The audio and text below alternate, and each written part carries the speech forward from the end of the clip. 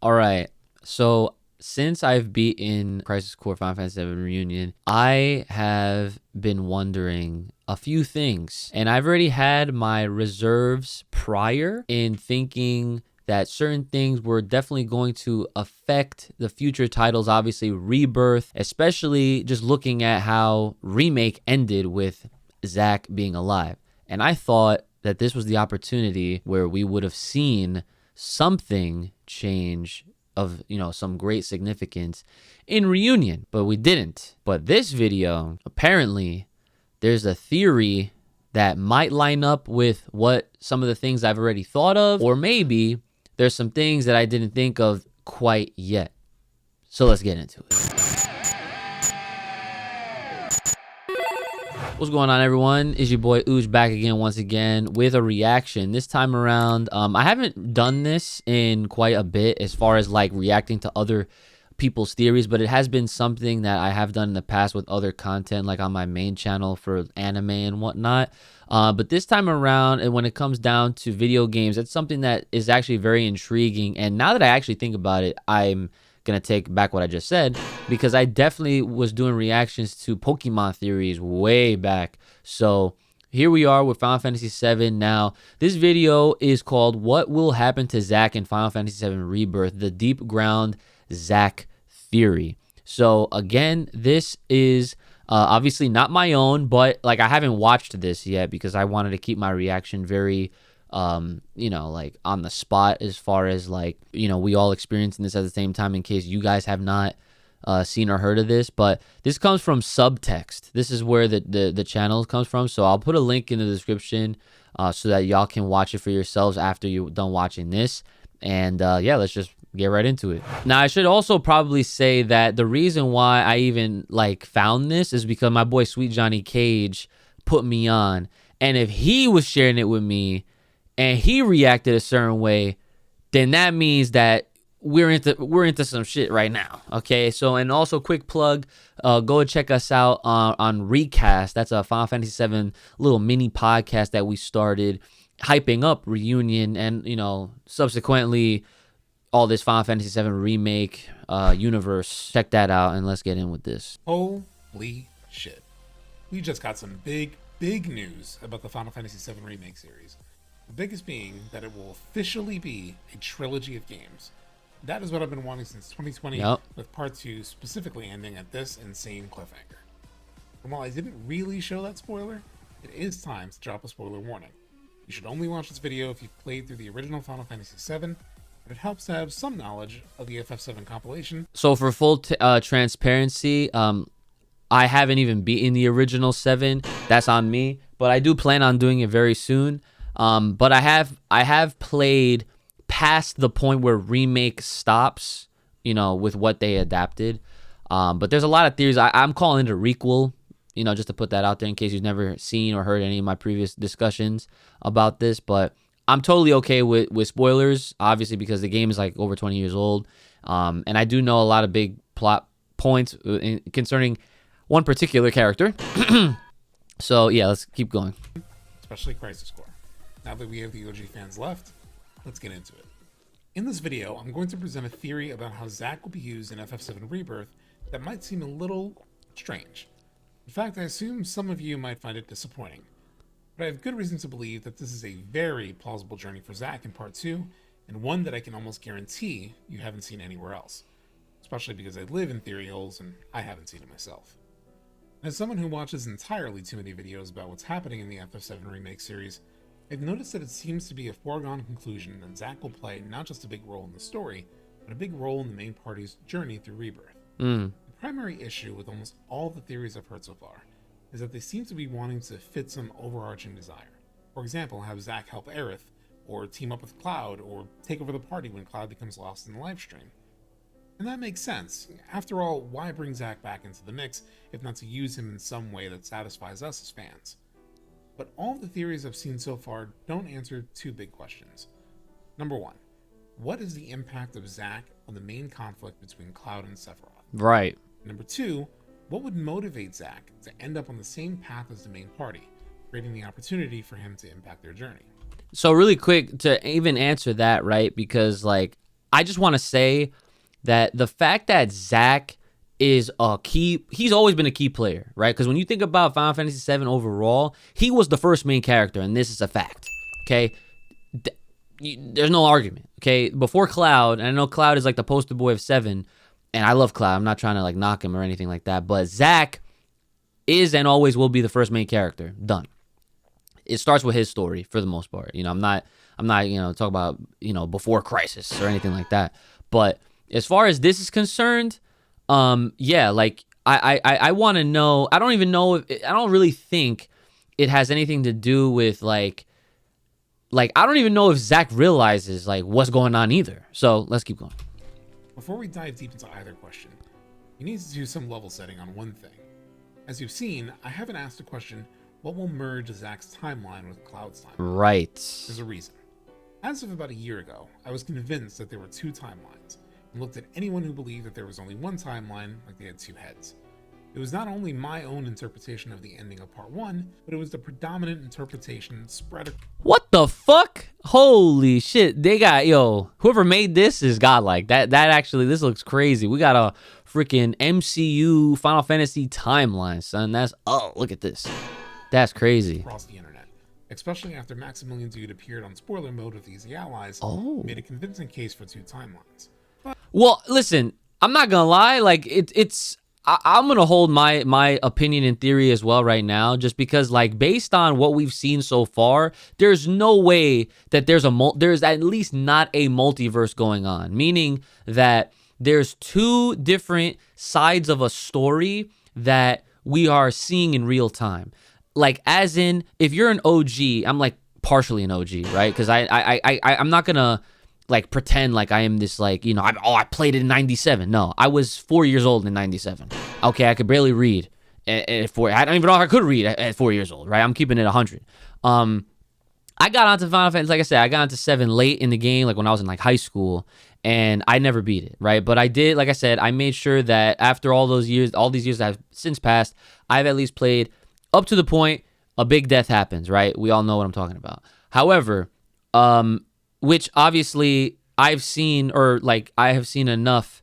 So when I played Remake, I didn't like get like spoiled or whatever. And then I recently just played Reunion. I never played the original Crisis Core, but that like Reunion is almost basically actual 1-to-1 to the original Crisis Core. So when it comes to this, the theory of there being two timelines or multiverse, whatever, there's no way that there's not something happening here, because when you think of different timelines, you have to obviously gauge or get engaged with some of the things that are currently happening. Like, why are certain characters that acted a certain way in the original acting different here? And why are, events just overall just being different altogether? You know what I'm saying? Like, these are real things that would suggest or realistically directly imply that there's something bigger and crazier going on here. So there we go. But it truthfully didn't take that much to be convinced.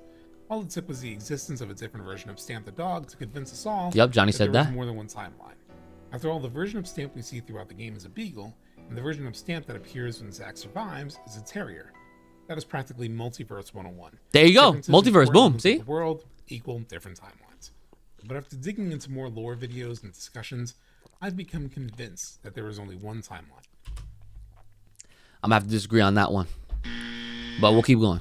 For the uninitiated, here's a TLDR on how there may be one timeline instead of two.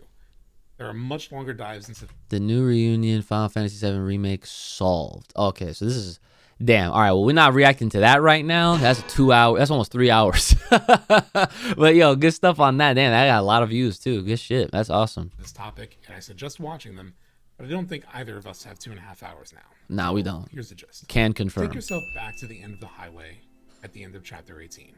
At that moment, Sephiroth rips a hole through space and time that the party walks through. Right. Edge of creation. Why did he have to take the party into a different plane of existence called the Singularity? To fight the Whispers? I mean, we've been fighting the Whispers all game in our reality anyway. Right. Nobody could even see them. Granted, we ended up fighting Big Whisper Daddy, but I'm not entirely convinced that was the reason.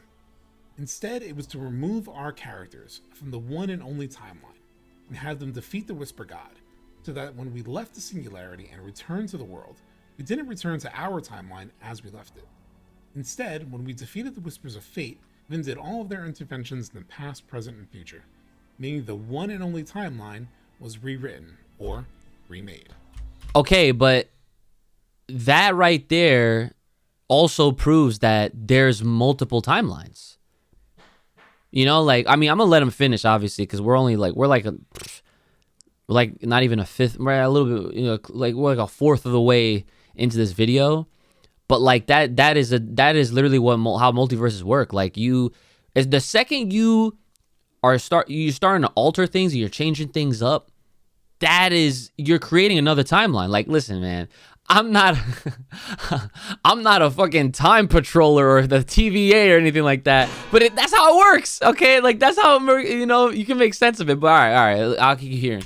That remake of the timeline meant that many things that happened in the past never happened, including everything from Zack's death to even the hiring of the graphic designer that made Stamp into a beagle. In the remade timeline, Stamp is a terrier, hence what some Final Fantasy content creators now refer to as the Terrier timeline. With that level set out of the way, okay, let's dive into the first question that helps unpack what might happen with Zack moving forward. But wait, what if Zack's dead? Well, he's not. He's alive. He's not dead, yeah. He's alive as fuck. 1. What is the impact of Zack on the main conflict between Cloud and Sephiroth? As I detailed in my first video on this channel, I've thought a lot about FF7 Remake. While my initial guttural reaction to the end of Part 1 wasn't negative, I was definitely a bit scared.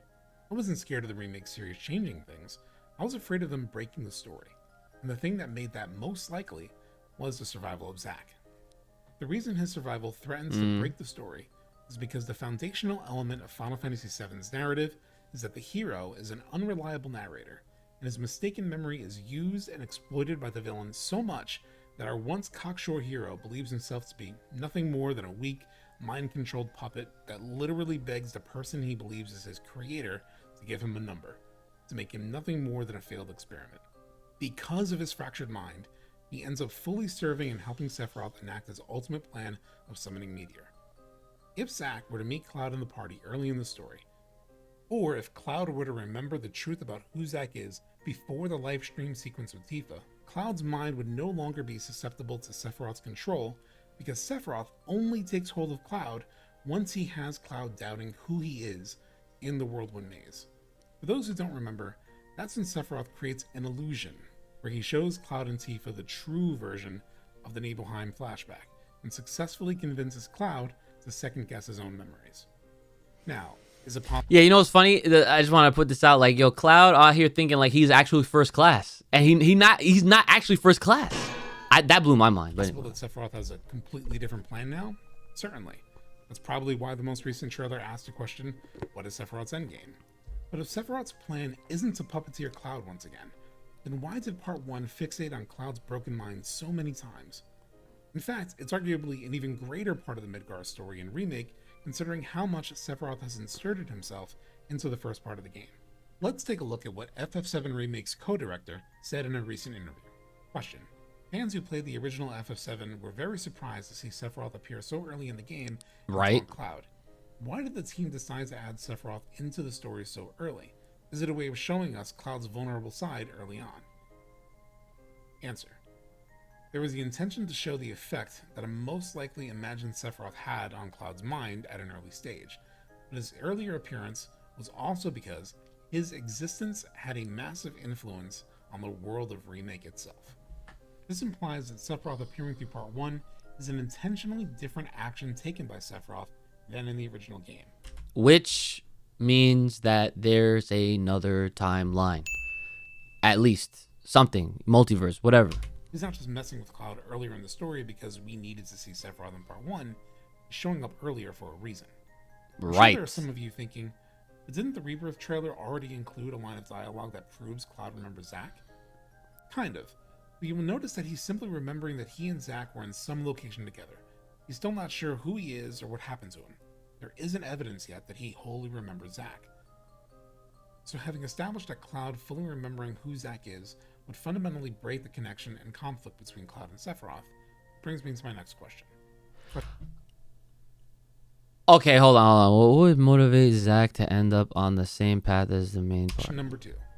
what would motivate Zack to end up on the same path as the main party, creating the opportunity for him to impact their journey? To start, let's quickly review the top 3 theories I've seen on how Zack and the party would meet, some even from my favorite content creators. Number 1, Zack meets the party in Gongaga.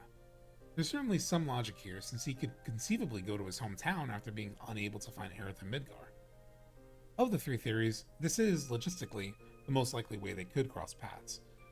But if they decide to go this route, it would effectively clear up Cloud's mind because Zack could literally tell him the truth. It would seem to undercut a major question in the Rebirth trailer. Yeah. What is fact and what is fiction? If we were to meet Zack, who remembers all of the events of the past clearly, at Gongaga, it would clarify fact from fiction before we even reach Cosmo Canyon. It doesn't seem it'd make for much of a mystery to base an entire installment of this trilogy around. Number 2, Zack saving Aerith before her death. While this is not impossible, it does reek of writers pandering to fans.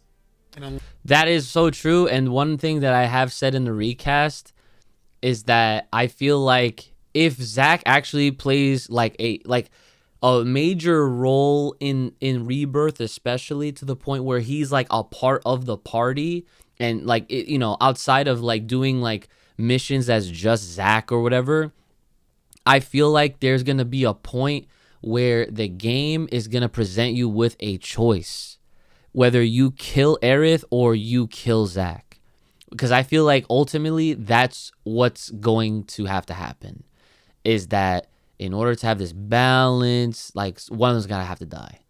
That's what I've been saying. So let's see. Unless Zack joined the party earlier in Gongaga, I'm not sure what would motivate him to go from Midgar to the City of the Ancients when he, in theory, shouldn't really know enough about Aerith's whereabouts to point him in that direction. Number 3, Zack becoming the leader of the party after Cloud is lost in the livestream. This one theoretically makes sense. Replace Cloud with a Cloud-like character for gameplay reasons. Ha! But I still can't sort out if he gets swapped in, that'd be hilarious. And or Midio, or why the party would invite him in as the leader, especially if Aerith is dead. But even if Aerith were alive, simply saying, he's my accent just like Cloud, for the rest of the team, seems like an unconvincing reason for him to take on Cloud's role. But where does that leave us? Well, rather than try to figure out the most optimal place for Zack to meet up with the party, why don't we just look at the details we do know? Number 1, Zack is on his way to Midgar. Number 2, he not only makes it to Midgar, but he makes it to Aerith's church, where Aerith is nowhere to be found. If you were Zack, what would you do next? Well, it might make the most sense to go see Elmira, see if she knows if Aerith is okay, and maybe ask if she knows where Aerith is. At that point, where would Elmira likely point him? The Shinra building. So even if all right, so this is like kind of where things get a little fuzzy, because Zack didn't just like, yeah, he survived somehow in this like alternate reality, because that's essentially what it is. But just remember, at some point, he dropped Cloud off somewhere. We don't know where. And then the scene that he just showed in this video, where he's he goes to try to see Aerith, but she's not there in the church. And the other big thing that you have to pay attention to is that my man still has the Buster Sword.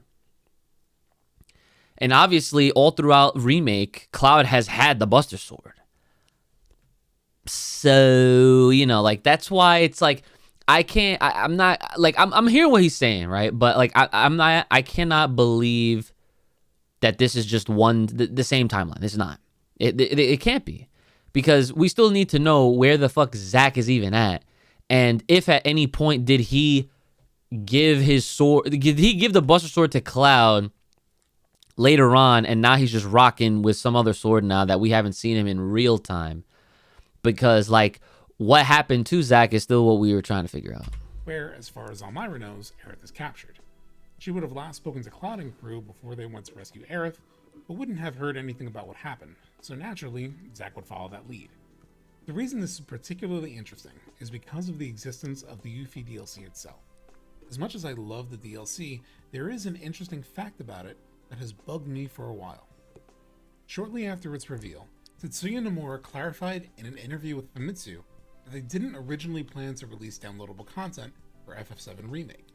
Let's take Nomura at his word. And they also said that, there was never a mention that reunion was even going to happen. No mention of that. So my point that I'm trying to make is that, and I've said this on RECAST, so please go check it out, right? There's 4 episodes at the time of this recording. They have adapted and changed their plans on the go. Meaning like they've had all these projects like kind of figured out or whatever, but they're actively adding and changing up what, maybe things that they've said, because they realize like, yo, there's a lot that we could do here, and they might as well take advantage of this time, to do so. And I'm all for it. You know what I'm saying? Like, let me put it this way. If they decided to give us like a Dirge of Cerberus or something, even though they said they're not doing Advent Children, but they kind of just blended in with part 3, would not be surprised at all. Wouldn't. Word, it begs the question of why did the Yuffie DLC need to exist in the first place? While it is well done, it's not as if Yuffie is a fan favorite, and the plot revolves around the lore of Deepground, which was first established in the widely panned Dirge of Cerberus. While one explanation could be to set up Yuffie's arrival in the next game, her entry into the story was always a surprise, so setting her up doesn't seem that necessary. Right. But what if the real reason was because it was necessary setup for an important story path in FF7 Rebirth? And with that, I introduce the Deepground Zack theory. It is my belief. Stop. That transition was intentional. Yo, is he about to yeah, nah. Did they? Okay. Fuck. I was gonna say this. All right. Let me collect myself. So basically, yo, I can't believe this shit. This is fire. All right. So basically, I was gonna say before I saw that, and that just cemented it right there. After what I had said previously, like wondering, like, where does that go? He has the Buster Sword. He clearly drops Cloud off somewhere. And then he's seen with the sword again, trying to find Aerith. So he probably had Cloud with him, put him in like a little bench or some shit. And then he, checked the church to not see Aerith. At some point, he still gives Cloud the Buster Sword because Cloud has the Buster Sword in Remake. But what happens to Zack? Did he get captured? Is now what I'm trying to say. I don't know. I believe that Zack's story in Rebirth will largely take place in Midgar. As I already stated, after being unable to find Aerith, he'll head to her house to ask Elmira about her whereabouts. In the process, he'll learn that Aerith had recently been captured by Shinra, and her friends had gone on a mission to save her. Chasing this lead, he'll end up at the Shinra building and stumble upon Deepground, where he will probably have to contend with Nero, a potentially corrupted Sonon, and perhaps even Genesis. This would explain why there is a desire to re-release Crisis Core and reboot Genesis in the minds of fans. Right. Now, it's certainly not intention. I'm not sure if it's enough for the totality of Rebirth, but it would involve giving Zack a logical path forward in his quest to find Aerith and possibly derail him long enough for the general story beats from the original to play out, namely the all-important plotline of Cloud eventually losing his mind as the cliffhanger for Rebirth and recovering it early in part 3. Okay, yeah. That's, and that's what I'm saying. Like, there needs to be something for Zack to be doing, and, like, what I'm saying? Like, he needs to be occupied if he's going to be, like, not around. And plus, this makes me remember how, like, in Remake, when Aerith was talking to Cloud and trying to, like, ask him if he knew who Zack was, at that very moment, her dialogue was just, like, etched out intentionally. Like, whether it's Sephiroth, probably was Sephiroth, who was manipulating his memories or just, like, him as a whole, because why did he not? He doesn't, listen, this is an alternate universe, okay? Because Sephiroth clearly knows shit that none of them do. He's trying to make sure that Cloud don't remember things for an extended amount of time because he's clearly trying to do something with him. So if he's trying to make sure that he don't remember Zack by any means, I mean, that's a pretty good reason, because then he'll probably be like, oh yeah, I wonder where he's at. You know what I'm saying? I wonder where he's at. So, all right. This could set up a couple of options for the final game.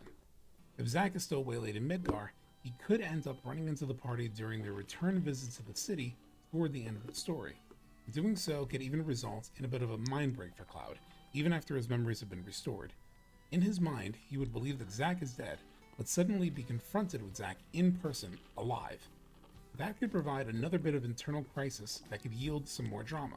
Presuming Cloud works through that, or has it explained in some way, say by visiting Bugenhagen, they could exchange what they both learned throughout their individual journeys in regards to what is happening to the timeline and how to defeat Sephiroth once and for all. Alternatively, it could set him out on an entirely different path after escaping the Shinra building. If he ran to Sonon, it could lead him to UCHI, which was only an optional city in the original, and a location that I think is a prime candidate for Part 3 material. There aren't a ton of obvious reasons to head to UCHI in Part 2, aside from further Yuffie backstory, and considering the new logical endpoint for Rebirth is as far as the Northern Crater, there is a lot to cover in just one game. But if Zack were to confront Sonon in Deepground, it could provide some reason to head to UCHI after leaving the Shinra building. And it may be there that he runs into the party whenever the story sends him there. Now, my sixth sense is that this theory will not be very well liked, but hear me out. I'm hearing. It may not, on the surface, feel like the most satisfying usage of Zack for fans hungry to see him meet Aerith, or for some reason undermine the Cloud-Sephiroth mind control conflict, but it makes a lot of sense for why they've reintroduced so many Shinra elements in between Remake and Rebirth, from the Yuffie DLC to the re-release of Crisis Core. Facts. And it doesn't stop them from using Zack in Part 3 in a way that satisfies fans. For example, if Zack were to meet up with Cloud after his memories have been restored, it could open up whole new possibilities. In Maximilian Dude's recent theory videos about Rebirth, he lays out an interesting outline for how the developers might flesh out Part 3's journey into something bigger. And what's the way you make Part 3 fucking sick? How do you make Part 3 better than Part 2 of Final Fantasy VII? Let me see. How do you make the third chapter eclipse the second chapter? Make it all about finding Cloud, getting him back, restoring his memory. We're back, baby. Let's go kick some ass. And now on the planet is all these ridiculous creatures, these giant weapons that are roaming around, and we have to take them out. But guess what? We're too weak to take them out. There's no way we can stop these giant hundreds of foot tall creatures that are trying to like stop the Earth from being destroyed. So what does the party have to do? You visit the ancient caves littered throughout the world. You breed chocobos to travel to those places all around the world. Now your globetrotting adventure becomes a search for the knowledge of the ancients. Oh. Right? Yeah. So now that is Part 3. Now we're like, now that what's it called? A character is gone that has no connection to the Cetra or the ancients anymore. Now we have to find a way to make a connection with them to go find all of the crazy ass materia that is like across the planet that'll help us fight these giant things, if not potentially save us from Sephiroth. Part 3 will all be about that.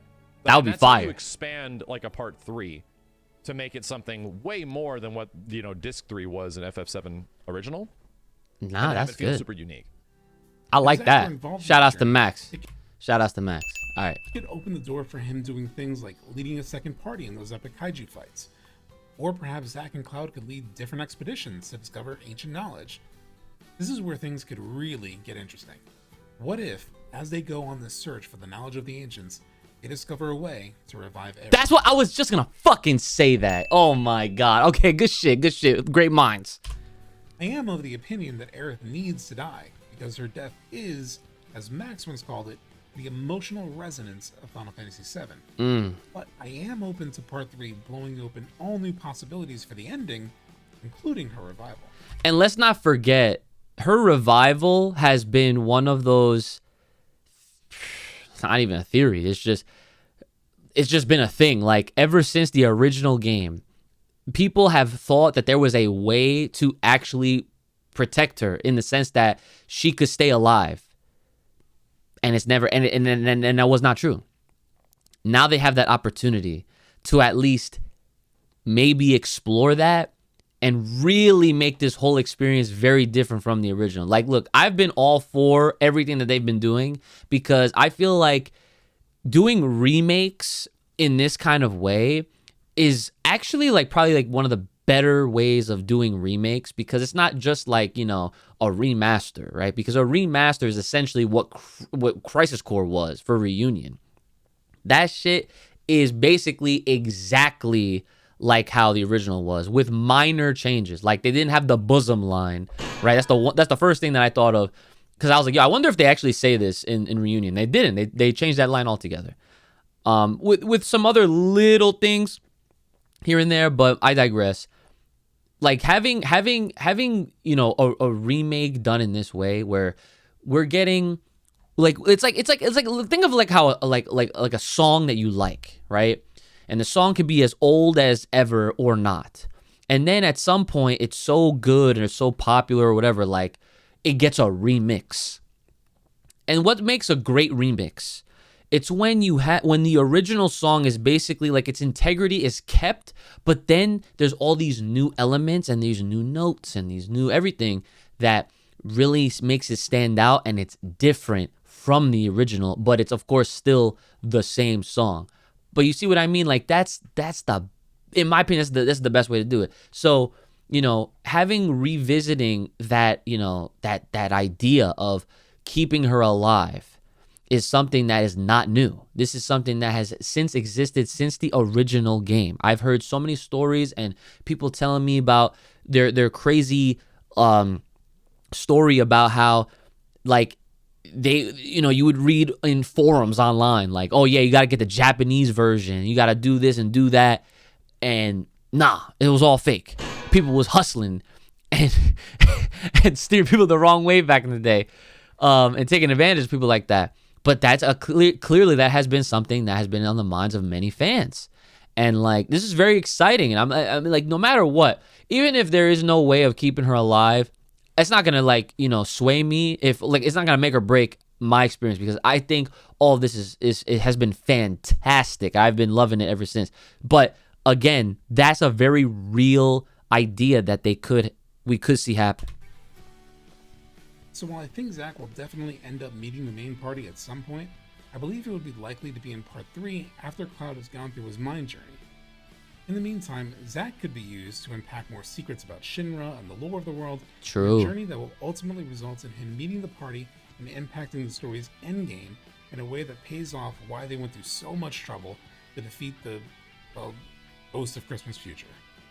In doing so, they could deliver an unknown journey that will impact the overall story without completely undoing the core conflict of Cloud's, well, clouded memory, and how it ends up being exploited by Sephiroth and a plan to tame the world. And that's it for the Deepground Zack theory. Let me know what you think about it. Would that be an interesting way to use him in Rebirth? Drop a comment below, and if you enjoyed the video, I would very much appreciate if you could hit the like button to help other people find it, and click on the subscribe button and the little alert bell if you'd like to be notified whenever I post something new. Gotcha. All right, basically, you know, just to wrap this up, because I know this video is very long. Yeah, you know, not a bad theory. I pretty much, like, you know, agree with a lot of the points that they were making in this one. I feel like at this point in the game, a lot of fans have to, you know, kind of think very similarly with exactly what's going on, because there's enough unknown that we, of course, don't know to make us wonder and to lead us to thinking the things that we're thinking. The shit that Max was saying is actually, for, like, you know, the third game, that'd be great, right? To making it about trying to learn more about the ancients and, like, you know, more uncovered things that we've never actually been able to discover. Stuff like that would be really cool. As far as Zack is concerned, because that's what, like, you know, what the point of this video is, to obviously continue the conversation of, like, yo, what is he doing? Where is he? And, you know, what's been keeping him from presenting himself or just to cross paths with the main party, with Cloud and the gang, you know what I'm saying?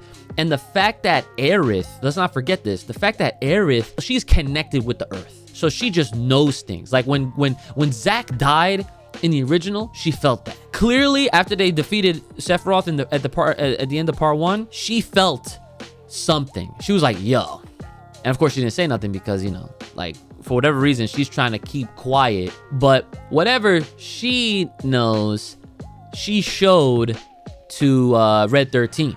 So he knows too. But either way, obviously, we could keep theorizing and talking about this, make sure you checking out RECAST, because that is definitely gonna, you know, if you want to continue these Final Fantasy conversations, just hear more up-to-date things with myself and my man Johnny Cage, definitely check us out over there. When there's more Final Fantasy stuff to cover and talk about, we will definitely be doing more content here on this channel, so stay tuned for that. Keep getting hyped, because this shit is gonna really change a lot. Like, share, subscribe, hit me up. All of the supporting links will be in the description as always. Take care of yourselves, may the power protect you. Lock loaded right here on this channel. Stay safe, stay clean, stay in style. See you guys next time.